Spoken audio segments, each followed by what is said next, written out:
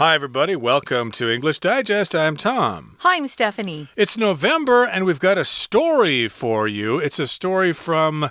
Greek mythology. Yeah, Greek mythology. I was going to say from astrology or something like that. The word slipped my mind for a second there. Yes, this is a story from Greek mythology. Yeah. It's all about Narcissus and why we have the word narcissism, and for that matter, why we have the word narcissistic. So you're going to learn these words in today's program, whether you want to or not. Let's go ahead. We're going to tell you the story behind the word narcissism, which means someone who focuses almost exclusively on themselves and they kind of miss what's going around them in the world because they think they're so great and so beautiful or so cool or so smart that it's hard for them to notice what other people are doing or thinking or feeling. Let's go ahead and get started. It's kind of a funny story.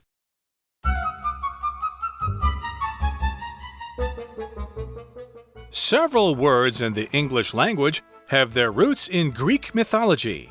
The word narcissism is one such term. Its meaning is connected to a tragic figure named Narcissus. In one version of the story, Narcissus was the child of the river god Cephissus and the beautiful goddess Liriope.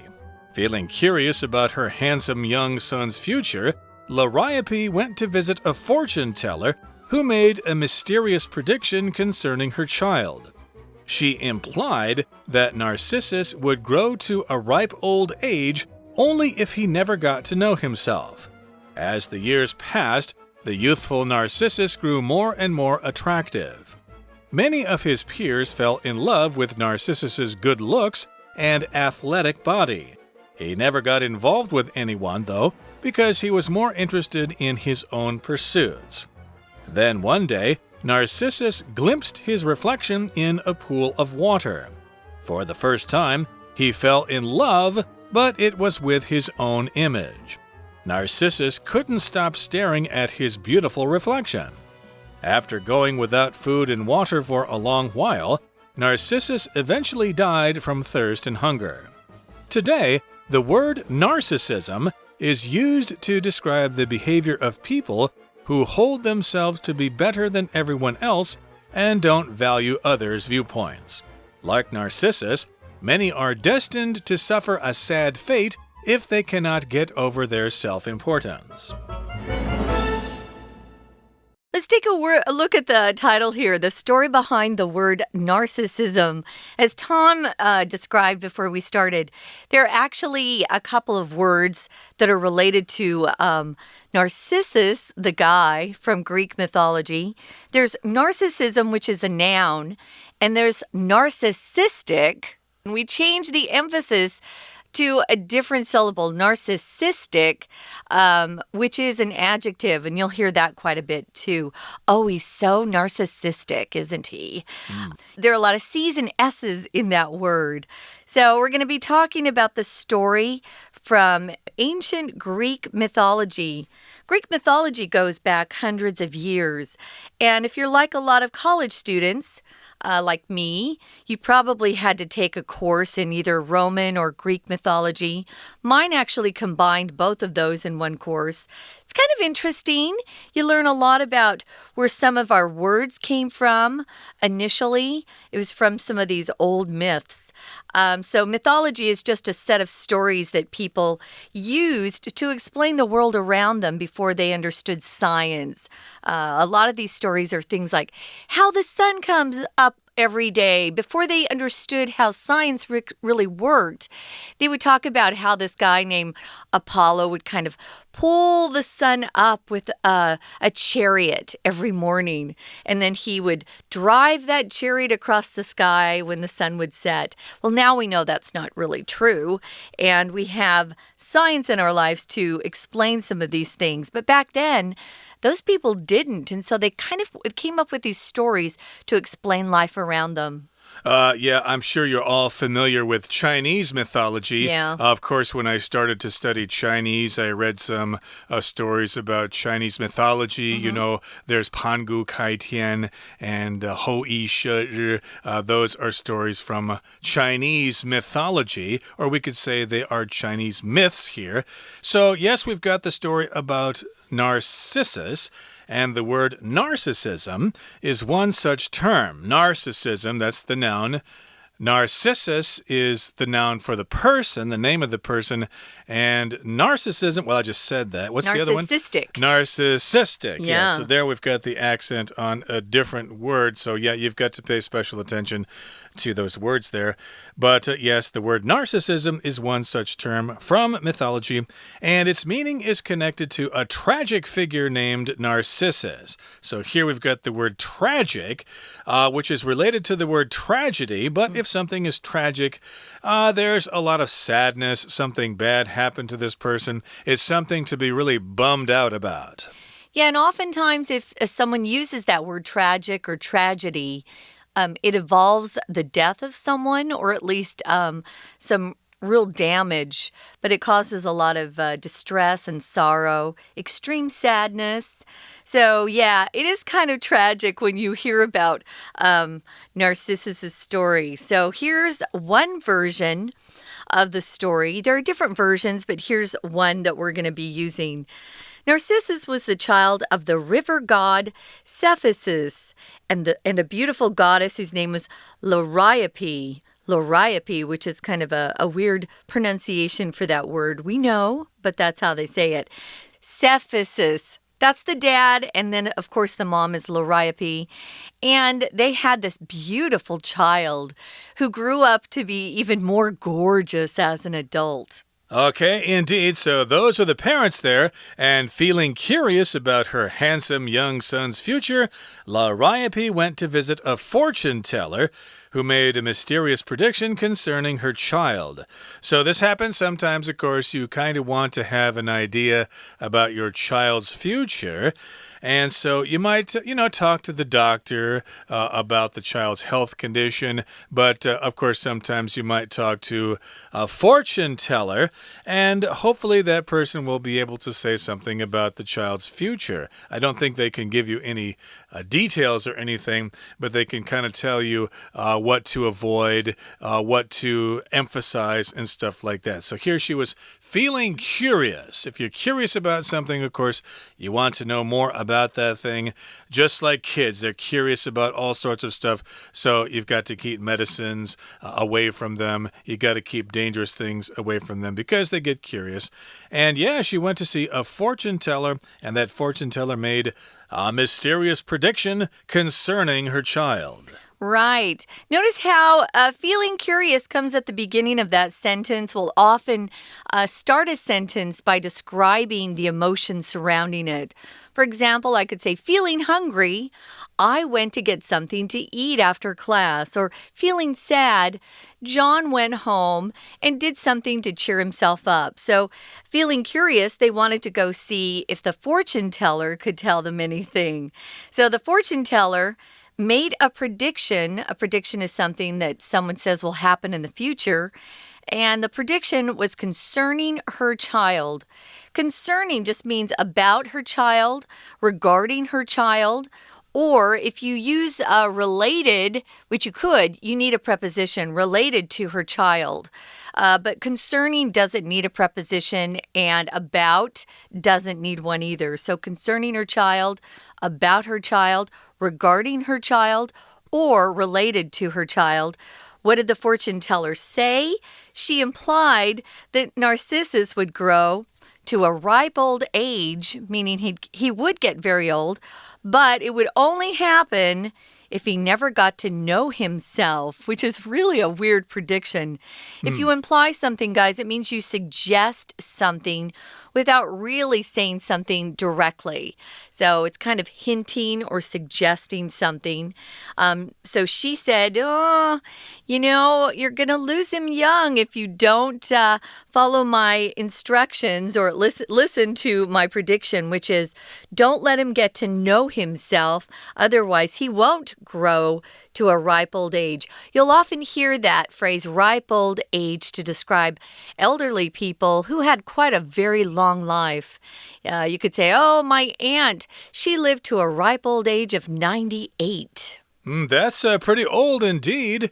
And again, back to this word imply, that sometimes is used in the negative, of course. Like, for example, I could say, gee, John, you started working here last year, and since then, the company has lost a lot of money. Oh, what are you implying? Are you saying I'm the reason the company lost money? Yeah. The person didn't come out and say that it was John who caused the company to lose the money, but there is a hint of a suggestion there. And here, again, the fortune teller is implying that he'll grow to a ripe old age if he never gets to know himself. Okay, he cannot have self-awareness. He basically can't look in the mirror without knowing who he is, or at least he can't look in the mirror and know who he is. He's got to be a stranger to himself. And as the years passed, the youthful Narcissus grew more and more attractive. Okay, that happens sometimes to kids. Sometimes it's the opposite, of course. Sometimes the kid is really cute, but as they grow older, they don't look as cute as they used to. Or sometimes they don't look so great as a baby, but as they grow older, wow, this kid is getting to be really handsome or really pretty. Yeah, I have a sister that we used to think was kind of awkward when she was young. You know, she wasn't exactly gorgeous, but boy, did she grow into a beautiful girl. We would often describe that sort of change from less attractive to more attractive as being the ugly duckling story. Not that they're ugly, but they just become more and more beautiful. But once she hit her teenage years, wow, everything sort of came together and she was quite beautiful. So yeah, he just kept growing more and more attractive, which even young children are drawn to beautiful people. They don't know why, but they're drawn to people who are quite attractive. Well, many of his peers fell in love with Narcissus's good looks and athletic body. He had it all. He not only had a gorgeous, handsome face, but he had a great bod as well, as we sometimes say. We're going to talk about more of this, but first let me talk quickly about athletic. If someone describes you or someone else as being athletic, you're quite coordinated. Your body is good at sports. Not everybody is born with an athletic ability. And some people are really good at some sports and not others. If you're athletic, you're pretty good at playing sports in school, maybe baseball or football or soccer. My brother was really coordinated in terms of golf. He didn't have a really tall body. He couldn't play basketball, but wow, was he good at golf. So it just depends. Some people are more athletic in different sports, and some people aren't athletic at all, and that's okay. They develop other interests. Yeah, to me, athletic means you're probably good at something. Like I work out a lot, but I don't really consider myself athletic because, I just lift weights and stuff like that or work on the treadmill or whatever, but I'm not really a good basketball player or whatever. So, I work out a lot, but again, I'm not so athletic. But hey, Narcissus was a handsome boy, and he was quite athletic as well. And that brings us to the midway point in today's lesson. Let's take a break right now and listen to our Chinese teacher. 谢谢美语老师。Hello, my name is Shelby. 今天来看 narcissism 自恋这个字的由来。第一句有好几个英文字来自希腊神话 mythology 神话。第一题 The word narcissism 就是一个怎么样子的词汇？它连接到悲剧人物 Narcissus。有些英文单字既然来自希腊神话，接着文章应该会举些例子来说明 narcissism 就是这样的一个例子，所以答案选 D such 这样的。后面的惯用语 it's connected to a figure 连接一个悲剧人物，相当于 it's associated to a figure 或者 it's related to a figure。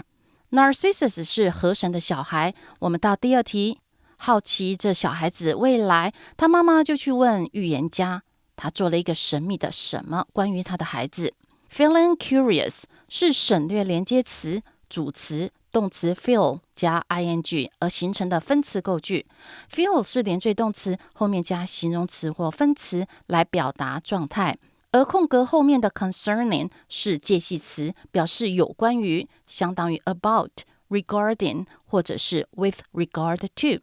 预言家当然是做了一个预言，选项 A prediction 预言，动词是 predict， 字为省略的 ion， 所以答案是选 A。其他的选项 B 例外的人事物， C 传统， D 申请都不合题意。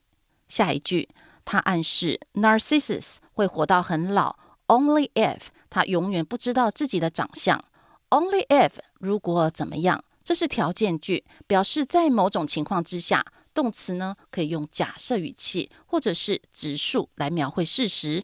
Ripe old age 表示很老很老， ripe 是成熟的，形容水果等完全熟透，例如 The corn is ripe 玉米成熟了。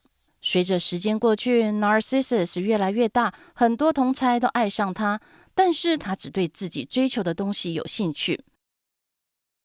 We're going to take a quick break. Stay tuned. We'll be right back.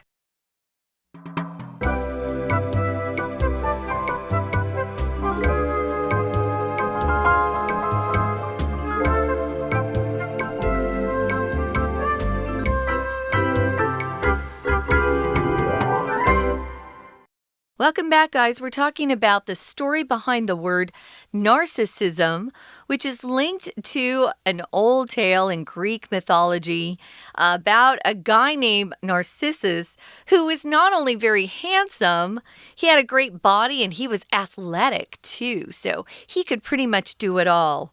And it says here, many of his peers fell in love with him, with his good looks and his athletic body.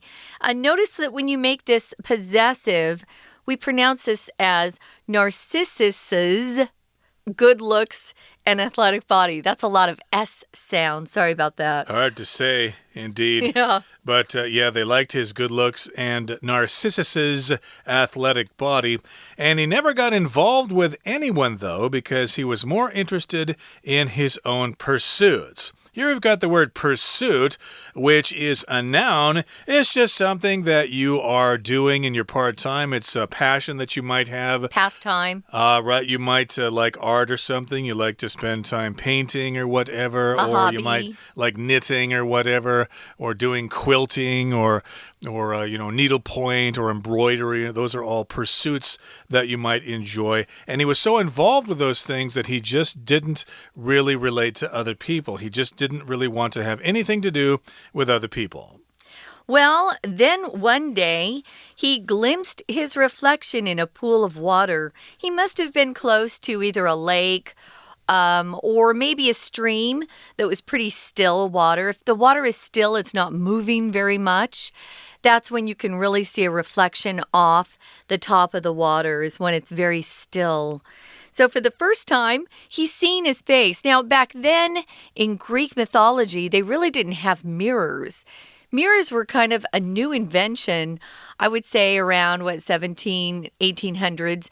It got better and better as science helped the process of making glass. But he hadn't seen himself up until that point. And when he was near this pool of water, he saw his reflection. Your reflection is just what looks back at you or what bounces back at you when you look into something that reflects or shows something back. Glass can reflect things, or a mirror. Water can reflect things. So he was looking in this pool of water and he thought, oh, who's that handsome guy? I'm sure that's what he was thinking. Reflection here, of course, is a noun. To reflect is the verb. So if you reflect something, you throw something back. It could be a surface of water or light, or even sound can reflect. If you're in maybe in a cave and you yell, you can hear that echo. That echo is coming back at you, reflecting the sound back at you. Here he's just looking at his image in a pool of water, but he doesn't know it's him. Yeah, you could see your reflection in a store window or in a mirror, or as in this case, in the water, in a pool there, in a pond or whatever. So for the first time, he fell in love, but it was with his own image. So I don't think he knew it was himself that he was falling in love with, but Narcissus couldn't stop staring at his beautiful reflection, and after going without food and water for a long while, Narcissus eventually died from thirst and hunger. I guess that is possible. If you are so much in love with someone, you may lose your appetite. You won't want to eat or drink something. I think usually what happens, though, is this: if you have a broken heart, or if somebody dumps you or something like that, then you'll probably stop eating and drinking, and then you might pass away from thirst or hunger. Hopefully that won't happen to any of our dear listeners out there, but that's what happened here. This was the cause of his death. He died from thirst, and he died from hunger. I could say that my Uncle Chet died from a heart attack, for example. So he didn't have enough to drink or eat, and he eventually died. Kind of sad. A lot of people do fall in love very hard like this. So, yeah, I can see it happening, but I'm with Tom. Usually you stop eating if you break up or you have your heart broken. So, moving on to the final paragraph, it says, today the word narcissism is used to describe the behavior of people who hold themselves to be better than everyone else and don't value others' viewpoints. You could say they were conceited or stuck up. Stuck up is kind of slang for someone who thinks they're the greatest ever. So if you hold yourself up to be better than other people, it just means you're arrogant. You're 非常骄傲, we could say. You think you're better than others. And here, our author says you don't value others' viewpoints. So here, if you talk about someone's viewpoint, it just means how they see things around them, their opinions.